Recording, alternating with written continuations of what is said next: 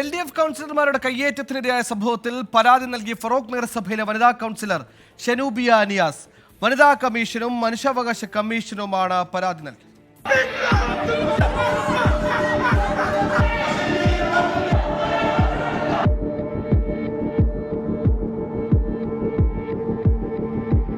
ഫറോക്ക് നഗരസഭാ അംഗമായ ഷനൂബിയ നിയാസ് ഏതാനും ദിവസങ്ങൾക്ക് മുമ്പാണ് LDF വിട്ട് UDF-ലെത്തിയത്. ഇതിനുശേഷം നടന്ന ആദ്യ കൗൺസിൽ യോഗത്തിലായിരുന്നു കയ്യാങ്കളി. യോഗത്തിനെത്തിയ ഷനൂബിയ നിയാസിനെ LDF കൗൺസിലർമാർ ചെരുപ്പുമാല അണിയിക്കാൻ ശ്രമിച്ചു. ഇതോടെ ഇരുവിഭാഗവും തമ്മിൽ കയ്യാങ്കളിയുമായി.